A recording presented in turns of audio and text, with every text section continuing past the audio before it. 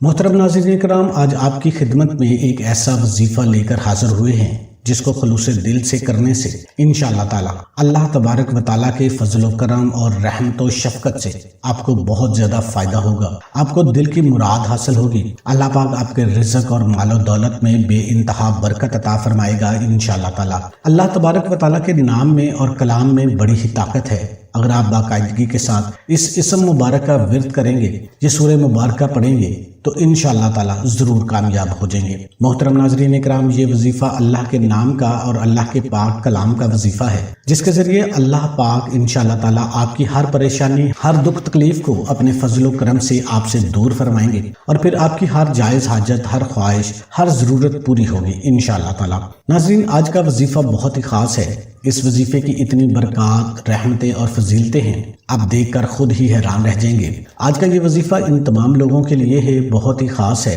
جنہیں رزق کا مسئلہ ہے، دولت کا مسئلہ ہے، کہتے ہیں ہمارے اوپر قرض چڑھا ہوا ہے۔ تو میرے بھائیوں اور بہنوں، جتنے بھی رزق کے مسائل ہیں، چاہے آپ نوکری کے لیے جگہ جگہ گھوم رہے ہیں، چاہے آپ کاروباری معاملات کے لیے پریشان ہیں، جتنے بھی آپ کو رزق کے مسائل ہیں، دولت کے مسائل ہیں، انشاءاللہ وہ تمام بہت جلد حل ہو جائیں گے۔ آپ نے یہ وظیفہ اللہ پاک کی ذات پر اعتبار، بھروسہ، کامل یقین کرتے ہوئے کرنا ہے۔ جب آپ یہ وظیفہ کر لو تو اس کے بعد آپ خود اپنی آنکھوں سے معجزات دیکھو گے۔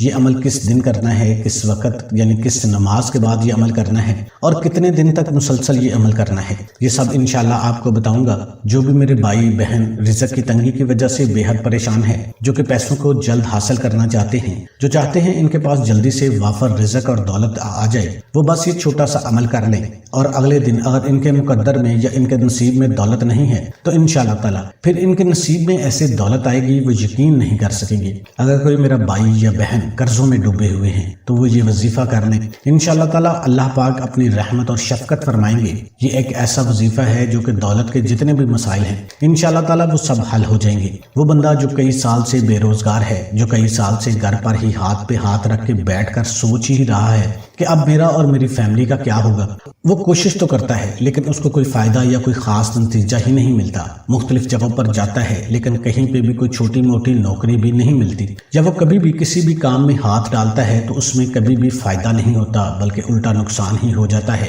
اور سب جمع پونجی بھی ختم ہو جاتی ہے۔ تو ان سب کے لیے آج سورہ کوثر کا اور سورہ اخلاص کا نایاب وظیفہ لے کر حاضر ہوئے ہیں۔ ان سورہ مبارکہ کا نام سورہ کوثر، خیر الکثیر کا لفظ پہلی آیات میں مذکور ہونے کی مناسبت سے مقرر ہوا۔ یہ سورت بالاتفاق مکی ہے اور شان نزول بھی اس پر شاہد ہے۔ اس کی آیات 3 ہیں۔ یہ قرآن کی مختصر ترین اور ساتھ میں جامع ترین سورت مبارکہ ہے۔ اس سورت مبارکہ میں رسول رحمت تاجدار نبوت صلی اللہ علیہ وآلہ وسلم کے لیے ایک اہم ترین خوشخبری ہے، اور ساتھ آپ صلی اللہ علیہ وآلہ وسلم کی رسالت کی تکمیل اور تا قیامت باقی رہنے کی ضمانت کا بھی اعلان ہے۔ جو بھی میرا بھائی یا بہن اس وظیفے کو سچے دل سے کرے گا انشاءاللہ وہ لازمی کامیاب ہو جائے گا۔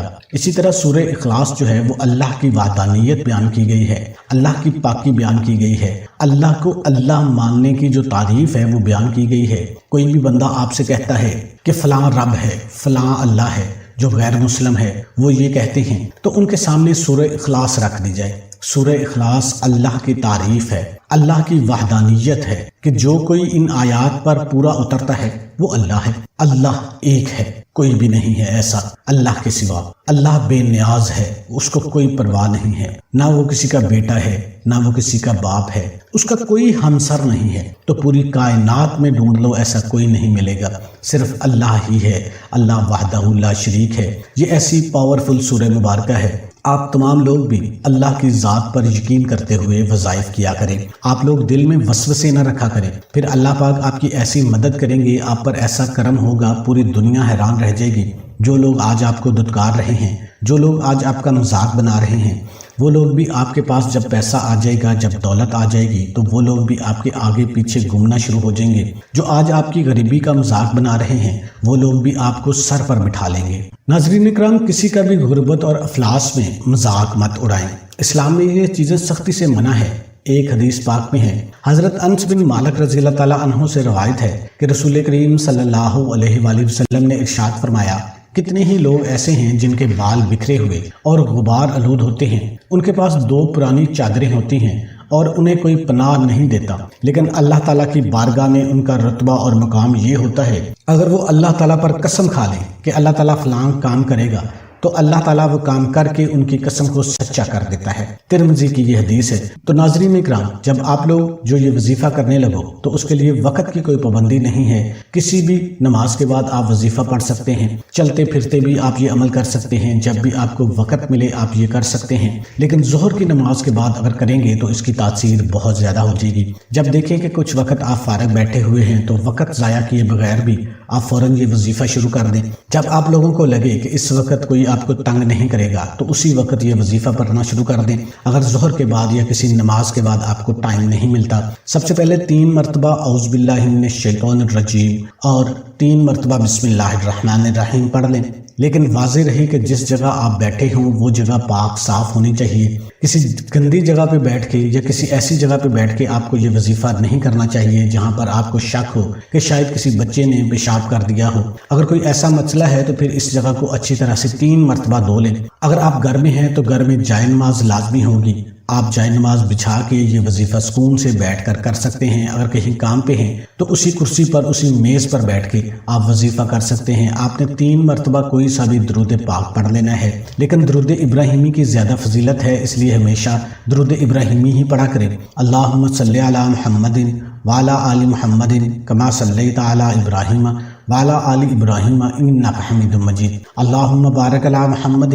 وعلی آل محمد کما بارکت علی ابراہیم وعلی آل ابراہیم انک حمید مجید۔ پھر جیسے ہی آپ درود ابراہیمی پڑھ لیں، اگر آپ کے پاس تسبیح موجود ہے تو تسبیح لے لیں، اگر اس وقت تسبیح نہیں ہے تو آپ سیدھے ہاتھ کی انگلیوں پر بھی یہ وظیفہ کر سکتے ہیں۔ پھر تسبیح یا انگلی کے پہلے حصے یعنی پہلے دانے پر آپ نے 3 مرتبہ یا اللہ یا رحمان یا اللہ یا رحمان آپ نے 3 مرتبہ صرف پڑھنا ہے۔ اس سے پہلے میں آپ کو بتا دوں کہ ہم نے عصر کی نماز کے بعد درود شریف کی محفل کا ارینج کیا ہے، جس میں بزرگ حضرات درود شریف کا ہدیہ نبی کریم صلی اللہ علیہ وآلہ وسلم کی بارگاہ اقدس میں پیش کرتے ہیں اور اس کے بعد دعا کی جاتی ہے۔ اگر آپ بھی چاہتے ہیں کہ اس دعا میں آپ کے لیے بھی دعا کی جائے تو جلدی سے ویڈیو کو لائک کر دیں، کمنٹ سیکشن میں اپنا نام لکھ دیں اور اپنا مقصد لکھ دیں اور چینل کو سبسکرائب کر لیں تاکہ آپ کو بھی اس دعا سے فائدہ حاصل ہو سکے۔ اور اس کے بعد آپ نے مکمل سورت مبارکہ پڑھنی ہے، انا اعطیناک الکوثر فصلی لربک وانحر ان شانئک ھو الابتر۔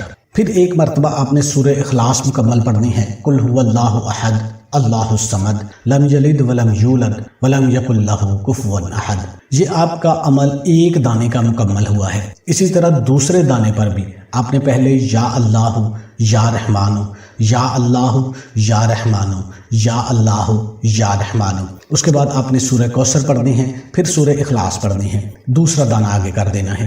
اسی طرح آپ نے 1 مکمل تسبیح پڑھنی ہے، یعنی 100 دانوں کی یہ تسبیح آپ نے اسی ترتیب کے ساتھ پڑھنی ہے، پہلے یا اللہ یا رحمان 3 مرتبہ، سورہ کوثر 1 مرتبہ اور سورہ اخلاص 1 مرتبہ اور 1 دانہ آگے کر دینا ہے۔ اسی طرح 100 مرتبہ آپ نے یہ تسبیح مکمل کرنی ہے اور اللہ کا ایک نام بعد میں آپ نے 101 مرتبہ پڑھنا ہے، یا رزاقو یا رزاقو یا رزاقو۔ اس کے بعد آپ نے 33 مرتبہ استغفر اللہ استغفر اللہ استغفر اللہ، صرف اتنا پڑھ لیں تو وہ بھی بہتر ہے، اگر نہیں تو استغفر اللہ کی جو مکمل تسبیح ہے استغفر اللہ ربی من کل ذنب و اتوب الیہ یہ پڑھ لیں۔ اور آخر میں آپ نے دوبارہ 3 مرتبہ درود ابراہیمی پڑھ لینا ہے۔ آپ کسی بھی قسم کے وظیفے کے لیے ہمیشہ درود ابراہیمی ہی پڑھا کریں، ہو سکے تو ہاتھ کی انگلیوں کی پوروں پر بھی یہ وظیفہ کیا کریں۔ اگر ہاتھوں کی انگلیوں پر گننے میں دشواری ہوتی ہے تو بے شک آپ تسبیح کا استعمال کر لیں، لیکن ہاتھوں پر شمار کرنا زیادہ بہتر ہوتا ہے۔ اس تسبیح کے بعد اللہ تعالیٰ سے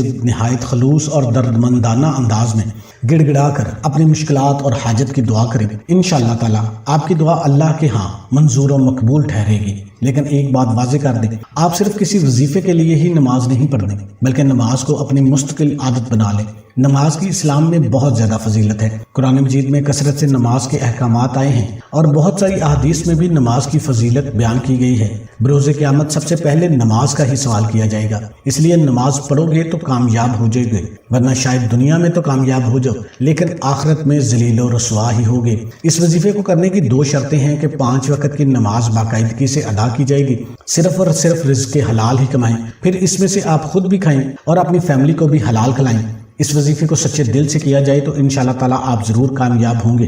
آخر میں دعا ہے کہ اللہ تعالیٰ ہمارے اس وظیفے میں کی گئی کسی بھی قسم کی کمی کوتاہی کو اپنی رحمت اور شفقت سے معاف فرمائے اور ہمیں پکا اور سچا مسلمان بنائے، ہمیں 5 وقت کی نماز ادا کرنے کی توفیق عطا فرمائے اور ہمیں صراط مستقیم پر چلنے کی توفیق عطا فرمائے۔ تمام دوستوں سے گزارش ہے کہ اللہ کے 99 ناموں میں سے ایک نام کمنٹ میں ضرور ٹائپ کریں۔